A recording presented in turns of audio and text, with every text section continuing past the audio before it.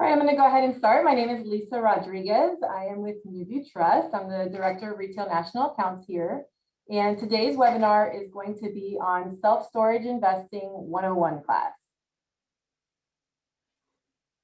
To start, I do have to advise of our disclaimer. And basically it says that, we're not financial advisors, we're not CPAs or attorneys or tax attorneys. We are non-fiduciary, so we advise everyone to go do their due diligence whenever they're considering an investment. Stacy speaking today is for educational purposes.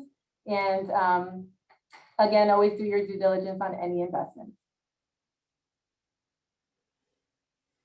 So who is Newview? We are a custodian. We are a regulated public trust company, and we've been in business since 2003. We have currently 1.5 billion in client assets and about 10,000 clients. We also have two offices. One is in South Dakota and one is also here in Longwood, Florida. That's where I am.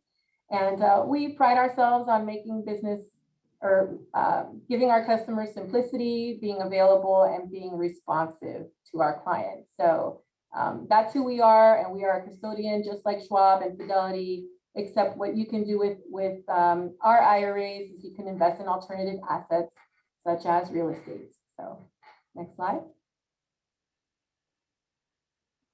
Want to tell everyone about our virtual investor resource summit. It's coming on March 16th and 17th. You will see in the chat function of this webinar the registration link, and Stacey will be speaking there as well on a different subject matter. But we invite everyone on this webinar to register for the summit because we will have about 6 or 7 speakers, and it'll be very, very good information for you. So without further ado, I would like to introduce Stacy Rossetti. And Stacey has been in real estate investing since 2012. She currently owns and operates REI USA and Storage Nerds. She owns and operates 8 storage facilities alongside her husband, Pete. And she has discovered that she has another passion in her life, and that's coaching and empowering others. So today she will be doing just that. She's going to sit here and give us some information about storage investing. So without further ado, here is Stacy Rossetti. Hi, everybody. Okay, do me a favor, since everybody's here, do me a favor, please, and introduce yourself in the chat. And let me know, first of all, especially in self-storage investing, where are you located? All right, are you, and don't just put the state, put the city as well, too. So I kind of have an idea. Does anybody actually here own a storage facility? I'd like to know if anybody owns a storage facility. And then also on top of that, let me know what your real estate investing background is. Are you a newbie? You haven't done any real estate investing before, or do you actually have, do you have a portfolio? Do you have rentals? Do you do rehabs, wholesaling, or do you lend? Are you private lenders? Kind of what's your background in? Okay. And how many people here, if you are interested in getting into self-storage investing, please let me know by saying, I want to buy a storage facility. And if you're just interested in maybe lending on storage facilities or anything like that, let me know so that I can kind of have an idea. Buying. Okay, good. We got all over the country. Awesome. I love it. Does anybody know me? Has anybody heard me? I just want to know too that as well. Okay. So yes, I know you, Stacy Rossetti. I've heard you before.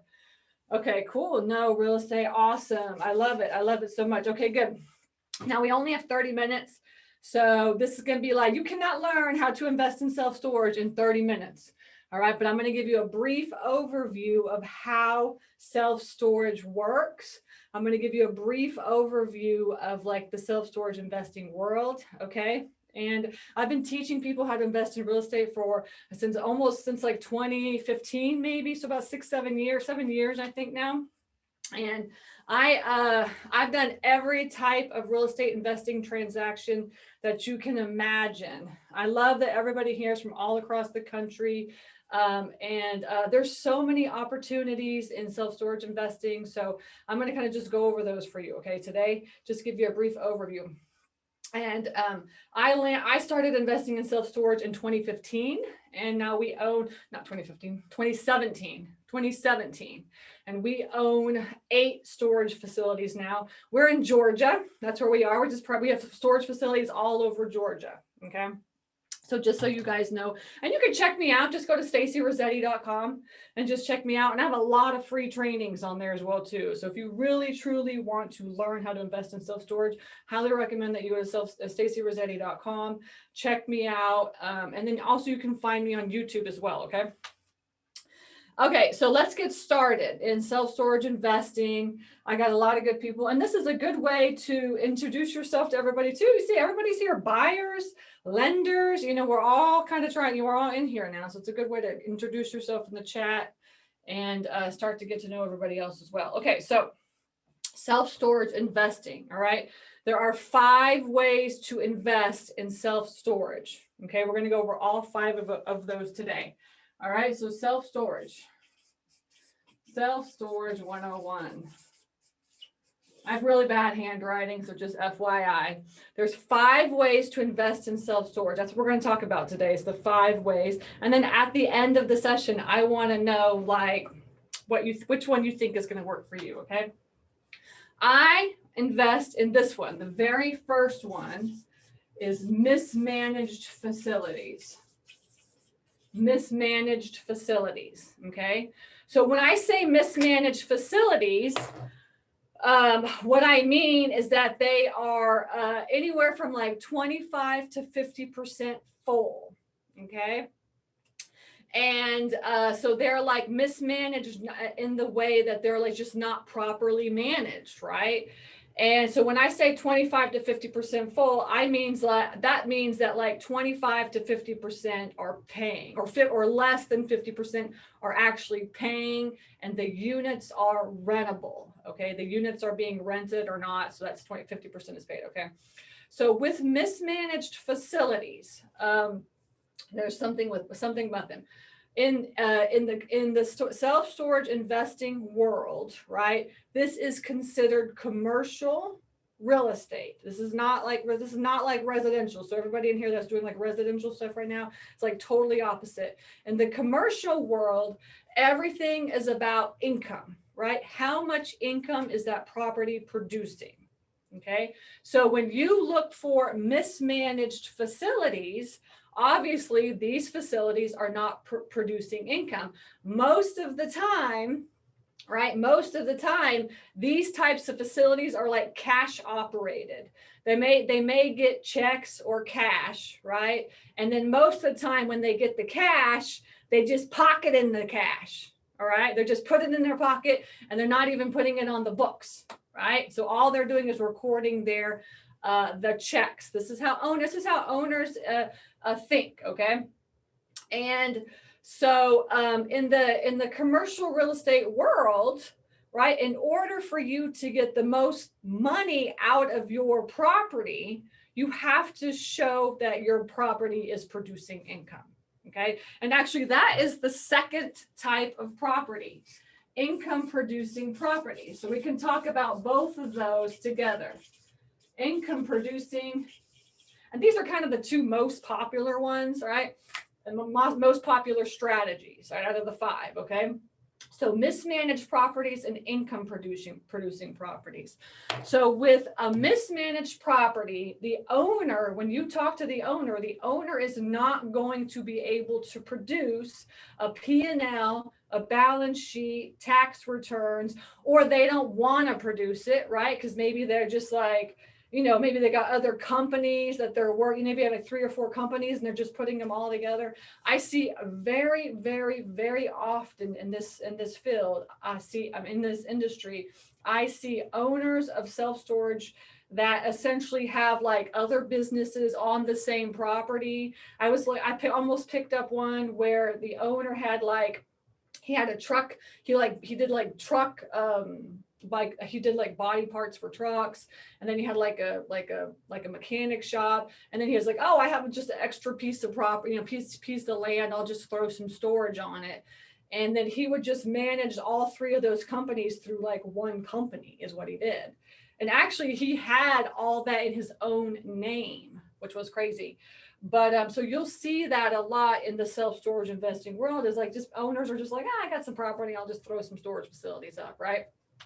And then they operate those properties as just like cash, it's just cash, right? And then a lot of them will just take cash or checks and that's it. Now as we start learning how to invest in self-storage, we are not going to take checks or cash. All right. We are going to be only online payments, right? Because the whole purpose of self-storage investing is that you want passive income, right? You want passive income and passive wealth, right? So as we start learning and educating ourselves about investing in self-storage, we are going to actually treat it as passive income and passive wealth. And that means that we're completely hands off, right? So with income producing and mismanaged, one of the main differences is that you can, with an income producing property, and when you meet an owner of a storage facility that is an income producing property, and he's like 75% or full, he's going to be like, yeah, I can show you my P&L. I can show you my balance sheet. I'll give you my tax returns. Why? Because he wants to make the most amount of money for that property. And the only way that he's going to be able to sell it for the most amount of money is if he can prove, right? If he can prove that he's making that income.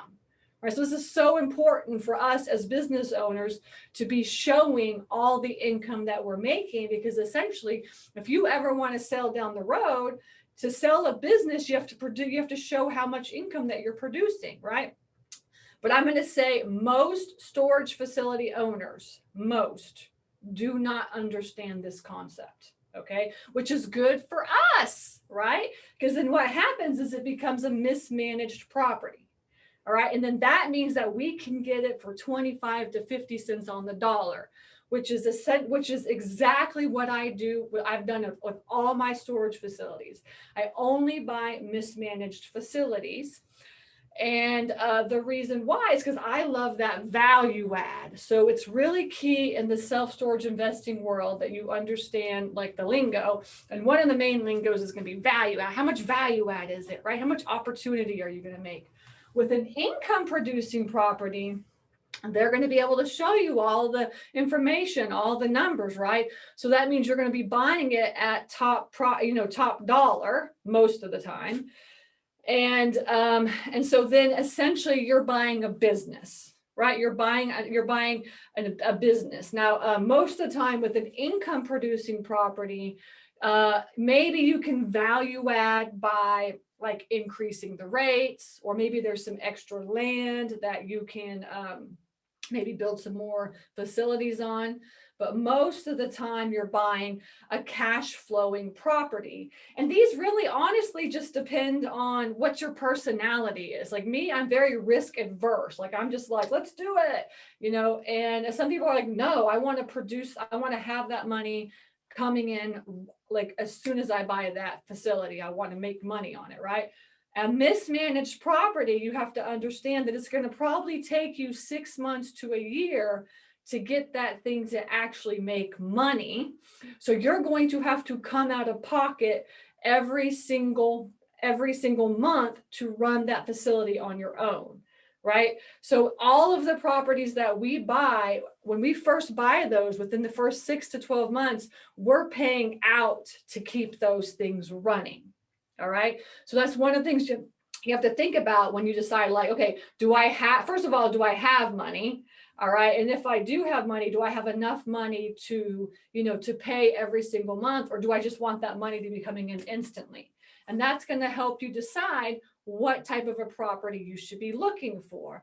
All right. So mismanaged properties versus income producing properties.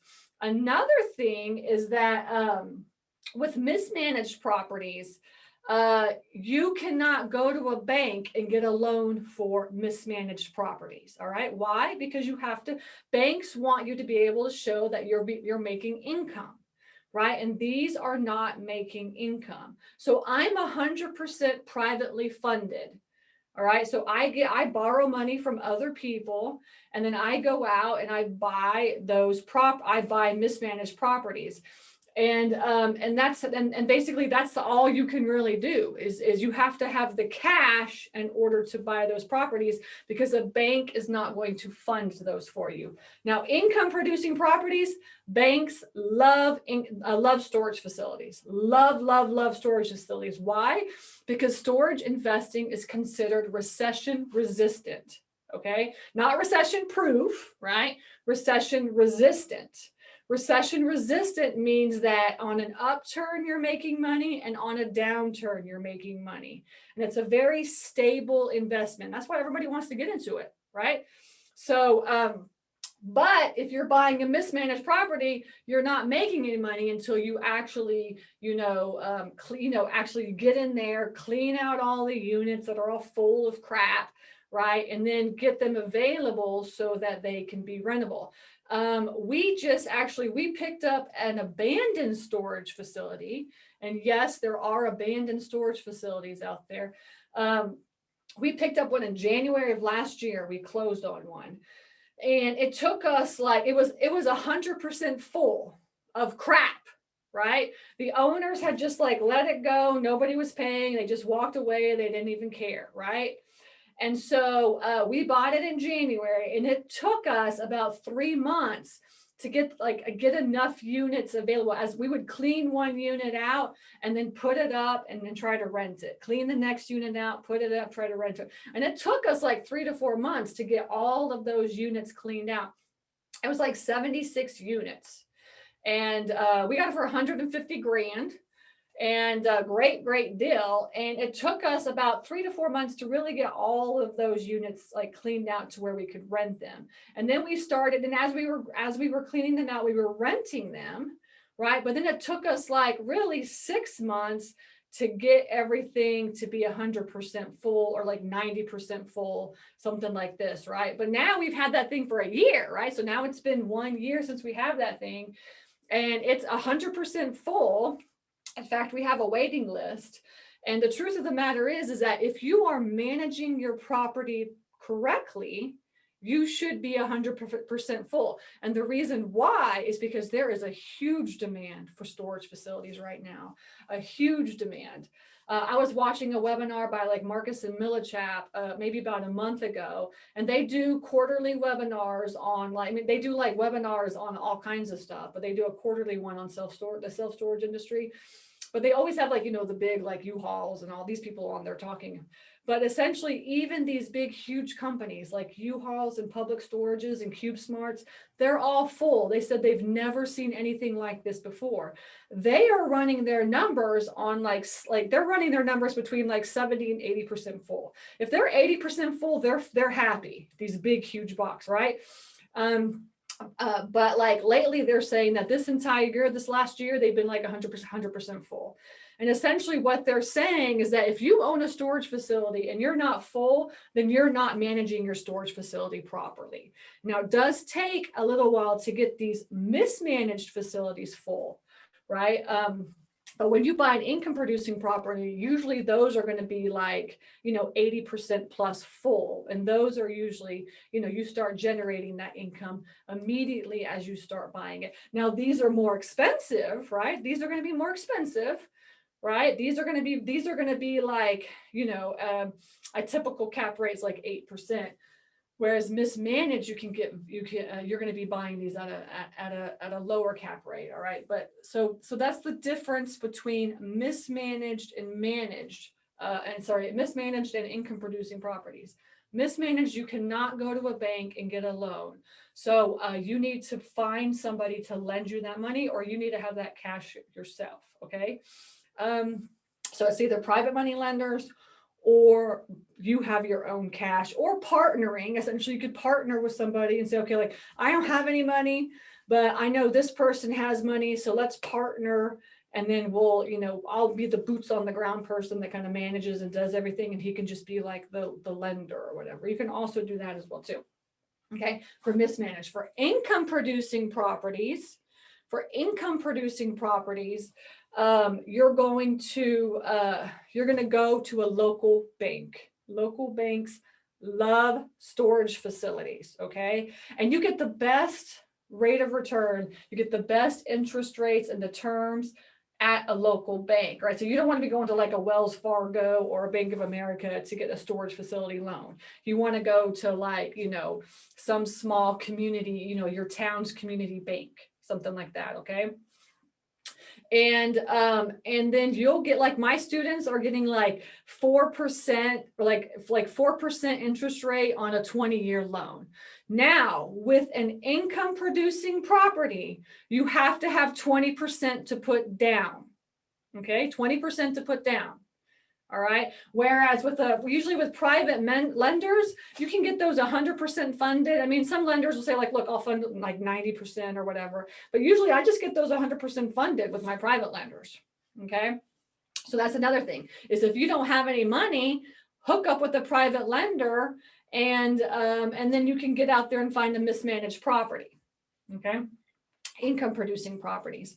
So now, or what you can do, so go to a local bank and borrow the money. Now, local banks are good for, like, you know, smaller loans. I mean, you can do bigger loans with them as well too, but they're like especially really good with like smaller facilities. Everybody here's like, I just want to get my foot in the door. I focus on $1 million or less, but my sweet spot is around $300,000 to like $600,000. You know, and those are good, like, first time storage facilities to buy. Okay. And that really kind of depends on where you're located, what type of facility, but all my students are all buying $1 million, or mostly $1 million or less. I have a couple that are buying some bigger ones, but so there's a good sweet spot in there that you can find for first time storage facilities around $200,000 to $600,000. When you get into the smaller facilities, those are really not good cash flowing properties. I mean, you don't make a lot of money 50 units or less. You want to focus on 50 units or more. Right, 50 units to like 200 units is a good first storage facility, okay? So depending on where you're at, how much money you're going to be spending, right? So if you're in the Northeast, you know, 50 units could be more expensive. Texas is like super expensive. California is super expensive. But if you're in the middle of the country, you know, you could get a $200,000 or $300,000 facility pretty easily. So kind of just to, you know, figure out where you're at and where you want to be investing in. And then what I tell my students is you want to kind of like reverse engineer.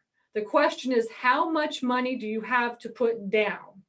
That's the question. Can you get money? Do you have money? If you say, I have $50,000 or $100,000 or $200,000 to put down on a facility, then that gives you an idea of where you should be focusing. Okay, where you should be focusing.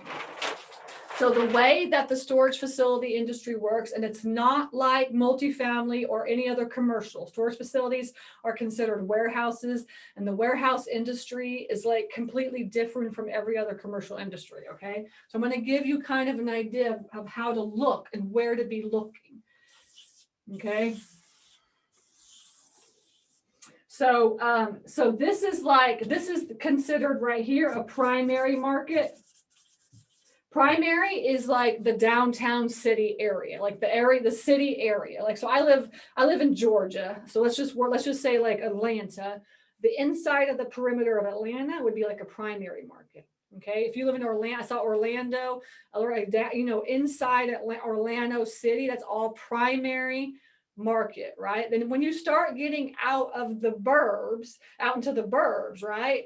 That's considered secondary market. Okay, that's like secondary market.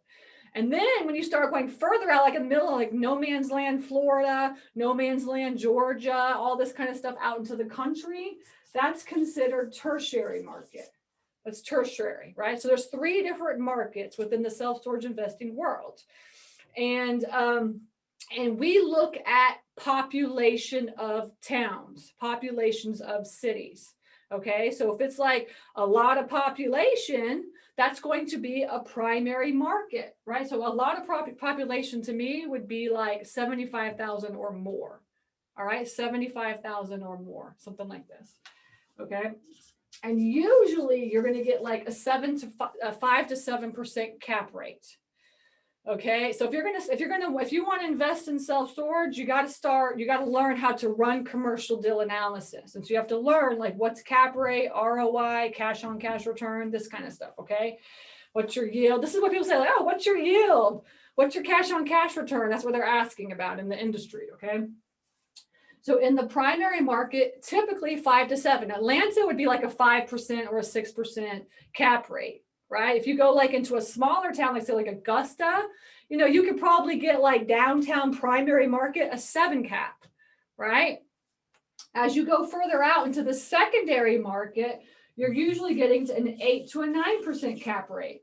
All right. And secondary, you know, secondary is like burbs or like maybe kind of like burbs, like outside of the burbs area. Right. So for instance, like Alpharetta and Roswell and like Peachtree City, this is all kind of burbs. It's really like more primary burbs. So it's more like a 7 cap instead of an 8 cap, something like that. Okay. And then as you get out even further into the country, you're going to get like 10+ cap rates.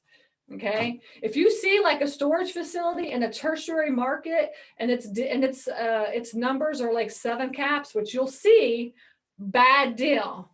All right. Do not do that. 7 cap in a tertiary market is not a good deal. Okay. Even an 8 cap is like, it's like an okay deal. But the truth of the matter is, if you truly learn how to invest in self-storage, all of my cap rates are all 10+. I'm buying them with an opportunity of like 15 to like 25% cap rates, right? So totally doable if you know what you're doing. So now, based on kind of where you are, can you tell me, do you live in a primary, a secondary, or a tertiary market? I'd like to know kind of where we are with everybody so I can base my conversations. Put it in the chat. Are you in a primary, secondary, or tertiary? Now, the good thing about it is that you don't have to invest where you live. We live in the North Georgia mountains, kind of near North Carolina. And we have storage facilities all over Georgia, even all the way on the Florida-Georgia border. We have one in Valdosta, way down there. That's like 7 hours. That's 7 hours away from us. Okay. So we got some primary, some secondary markets. Good. So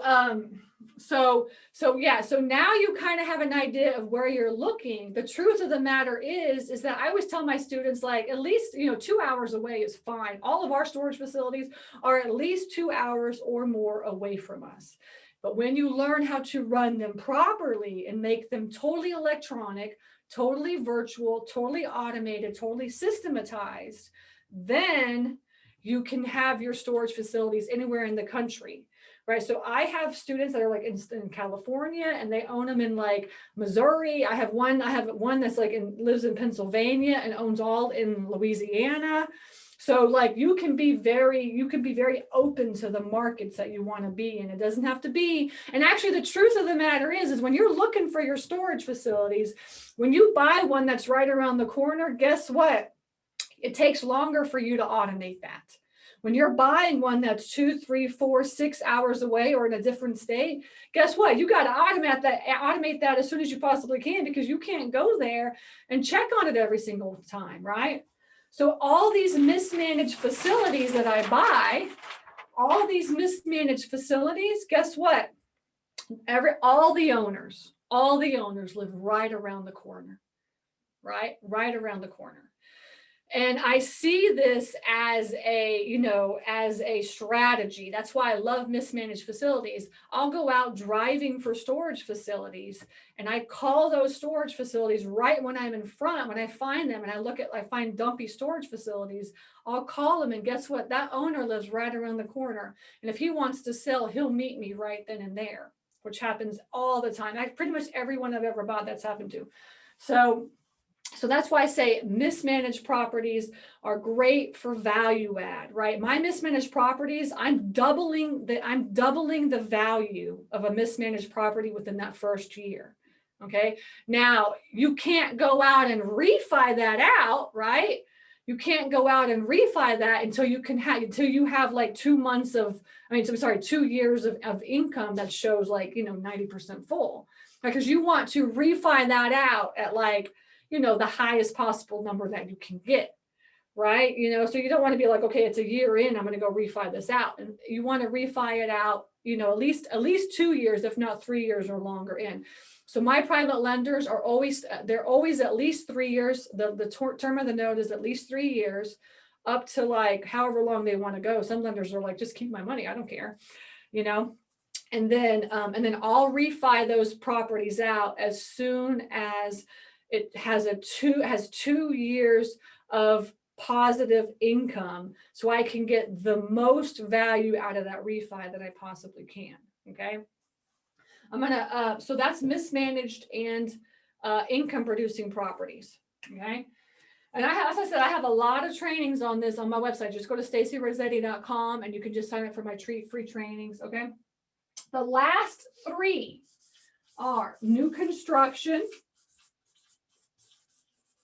Okay, new construction. If you're one of these people that you're like, I got a perfect piece of land for a storage facility, I want to put a storage facility up. All right, that's you. If you can afford it, if you can afford to borrow that money and build a storage facility, I highly recommend that you look into doing that. Because like I said, there's not enough storage facilities out there right now. All of the good storage facilities are full. Okay, so if you can afford it, and and learn how to do this, because it takes a long time, it's a little complicated, but then I highly recommend that you look at new construction. Anybody here have some land and they're like, oh, I definitely got the perfect piece of land for a storage facility? Or you can go out and find a piece of property, buy it, go to, make sure you go to the county, go to the city, talk to them, make sure that the zoning is correct. Exactly. Make sure the zoning is correct. So you have to talk to the city, make sure everything's okay, make sure all the rules that they want. I have one student right now that's building, and his county that he's building in is requiring him to do like sewage, like a sewage drain system or whatever. So he had to put that into the budget. So like, you don't want to find that out later. You want to talk to the city or the county and make sure you can do that beforehand. But definitely retention. Thank you. New construction is the way to go. Okay. And then also developing and conversions. Now you got some money. If you're wanting to like, look, I got money, or I know I could get some money, $1 million plus, 2 million plus, right? There's people out there that just like, they know where to get money. This is the way to go, because you can triple that value within the next 5 years. Now it takes a little while to do that, but this is like, the retail buildings. Like I have one student right now, he's buying from somebody that had bought an old Blockbuster, and he turned the Blockbuster into a climate controlled storage facility. And so he's buying that right now. And that's what I'm saying. All these retail spaces that are going, dead and all this kind of stuff, those are great for conversions, right? If you're interested in doing conversions, I highly recommend that you start following me, because we have a boot camp coming up on conversions. Okay. And then finally, the last one is wholesaling. Does anybody wholesale here? If you're one of these people that are like, I really want to get a self-storage industry, but I got no money at all. I have no idea where to find money. I have no money. Then you should be looking at wholesaling storage facilities. Now, wholesaling storage facilities is nothing like wholesaling residential. The commercial side, the buyers, we are spoiled. All right. So you can't go off and you can't go find a property and then text me the address and say, what do you think about this one? Do your own due diligence. All right. So that is not how commercial real estate works at all. You have to create a buyer's package, and you have to create a proforma. You have to learn how to run deal analysis. You have to show me the numbers, right? That's why when you go onto Crexy and Dotloop and all that, they have all these they have all the numbers. You as a wholesaler, you have to do that as well too. Okay, so you can't be like, oh, I found this one, go take a look at it, because then you just make a fool of yourself. And the thing is that the self-storage industry, we are small. There's only 50,000 storage facilities in the United States. Okay, think about it, 50,000. That means there's 1,000 storage facilities per state. Okay, and 20% of those are owned by REITs, right? REITs are like CubeSmart, they're hedge funds, CubeSmart and Public Storage and all that. Okay, And then the 80%, that's just like mom and pops like us. And that's only like 700 to 800 storage facilities per state, right? And probably half of them are owned by, like, we all have at least 2 or 3, if not more, right? So that just minimizes the amount of people that are actually in the storage investing world. It's not a lot of people, I'm telling you right now, okay? And I have a list of like all storage, like all storage facilities, like in like I think it was like 11, in 11 states, there's like 15,000 storage facility owners or something. It's like, it's not a lot of people in the whole United States, right? So we are a very close-knit community. And so you don't want to make a fool of yourself in this community is basically what I'm saying. So if you want a wholesale storage, I'm going to tell you, there's not enough wholesalers there's not near as many as there should be. There's a lot of buyers, and all of the buyers, we go on to, not me, because I don't do that, because I know how to find storage facilities. But if you don't know how to find storage facilities, or you're too lazy to get out there and do the marketing and all the stuff that you need to do yourself, guess what you're doing? You're going on to Crexy. You're going on to LoopNet. You're going on to MLS, right? That's why the prices are just ridiculous, because nobody knows how to find storage facilities off market, right? Wholesalers will find those storage facilities off market. And if you find them and know how to run that commercial deal analysis and know how to put that package together, I'm telling you, you can make a lot of money. One of my students right now is buying a storage facility from a wholesaler. He put it under contract for $1.65 million. He is making $150,000. That's his wholesale fee, his assignment fee. So they're buying it for 1.5 million, and then the wholesale fee is $150,000. Now he put together a fantastic, deal, a package for that, and worked his butt off to get that. But he's going to make 150 grand on that. Okay. And that's how wholesaling in the commercial world works versus the residential. Okay. So I gave you the 5 ways to invest. All right. I kind of showed you the, where to figure out where you should start looking, and we're running out of time. So I want to answer questions. We're not digging deep into a lot of stuff, but like I said, follow me, search me, Stacy Rossetti on Facebook and on Instagram and YouTube, and then you can get all my free trainings and stuff like that as well too. Okay. Any questions? All right, thank you so much. That was very valuable information, Stacey. I appreciate it. There have been tons of questions coming in through the chat. I want to go ahead and get started.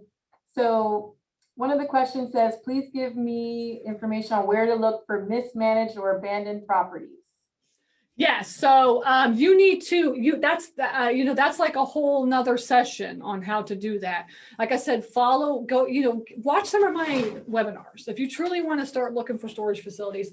But I'm going to tell you, I'm going to give you a tip though. Okay.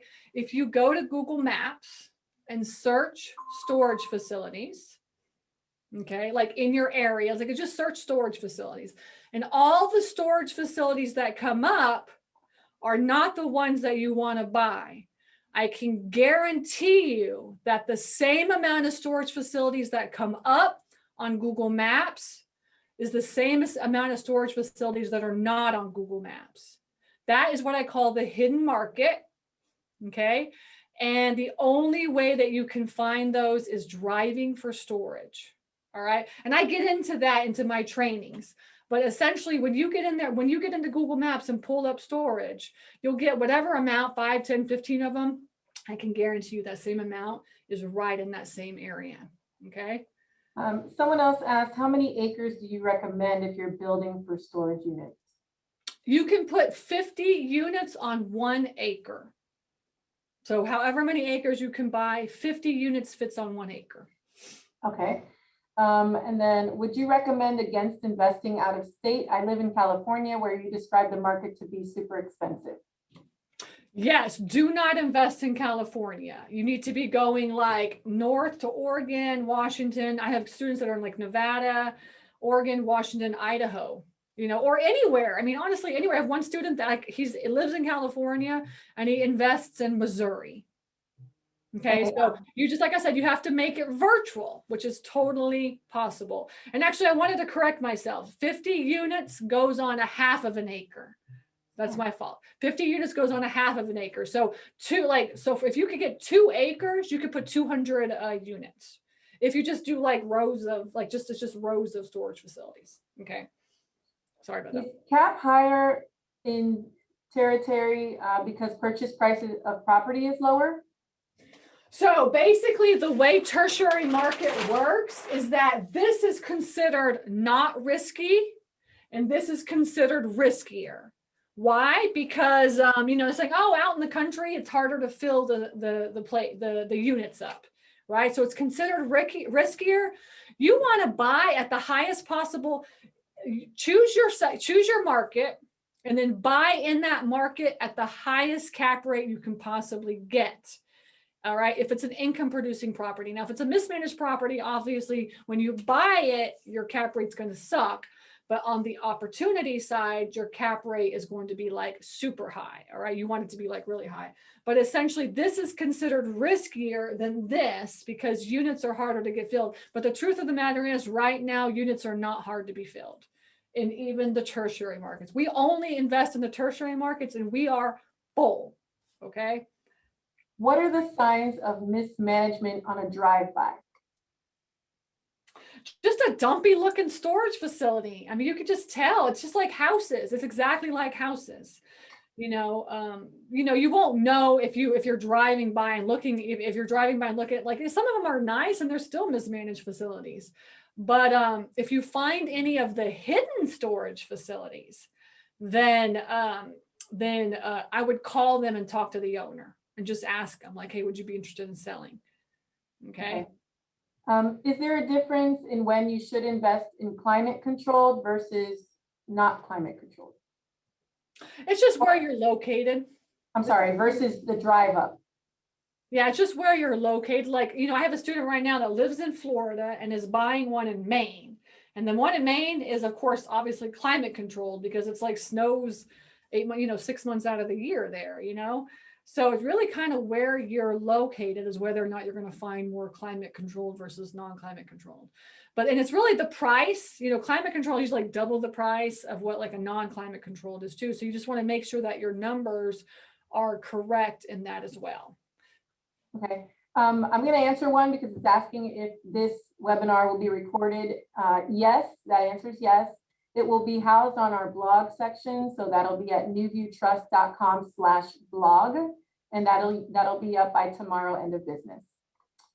All right, next, which platform do you use to digitize your facilities? What program do you use that talks to both the gate and your system? And can you track this with your phone? Yes. That's why I'm talking about making everything electronic, automated, systematized, virtual, right? Is that you are going to just have a software. There's a ridiculous amount of softwares out there. We use Storage, but there's a whole bunch of software. So educate yourself on all the softwares and just pick the one that's best for you. I wouldn't recommend picking the cheapest one. All right.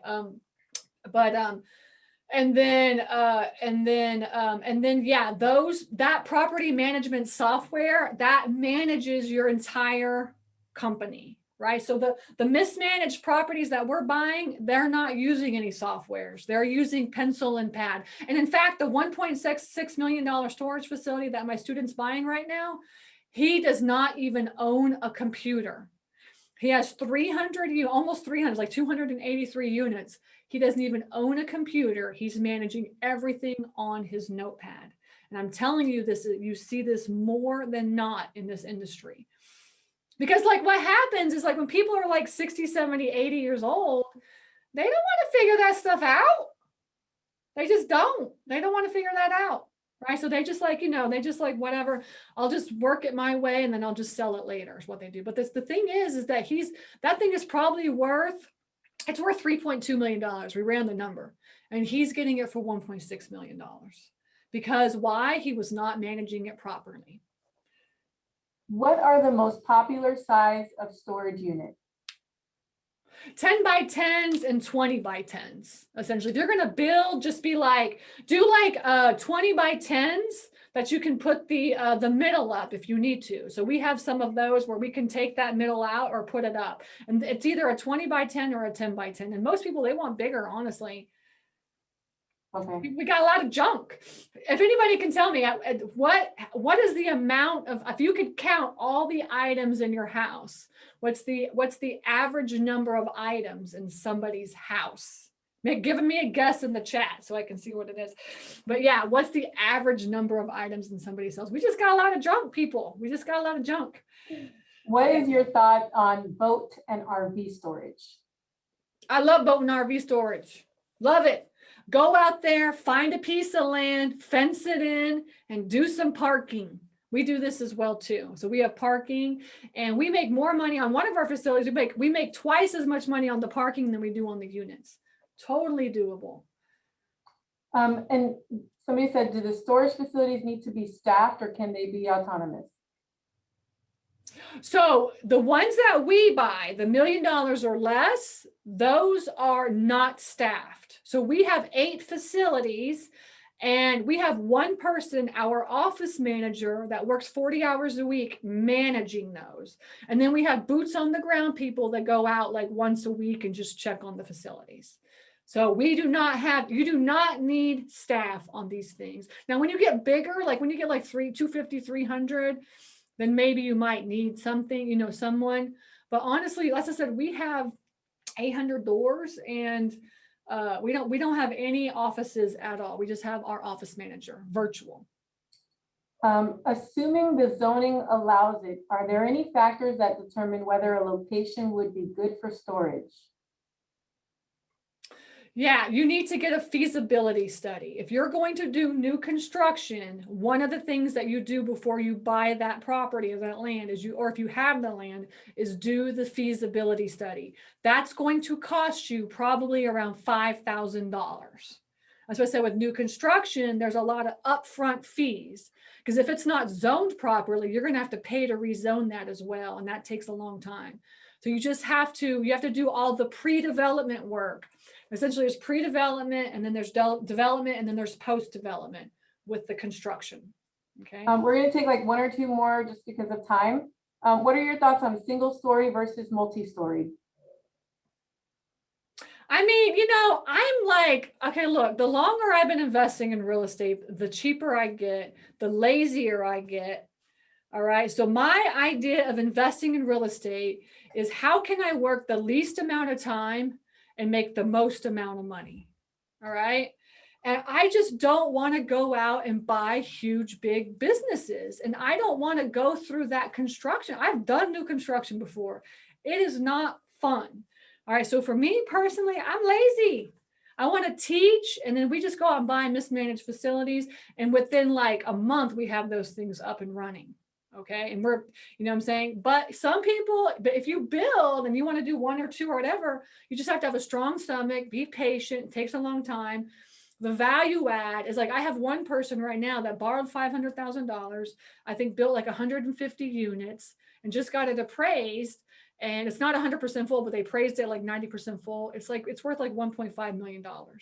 So they borrowed 500,000 to make it worth 1.5 million. That's going to take them 5 years. And they've had this thing. It took them 3 years just to build that sucker.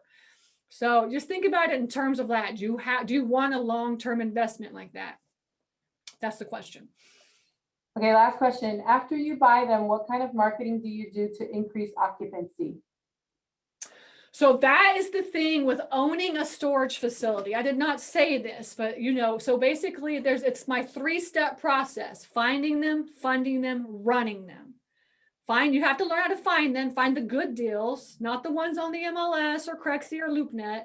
You have to learn how to fund those suckers depending on the 5 ways that you pick one of the 5. And any one of these 5 that you pick, they're all funded completely different.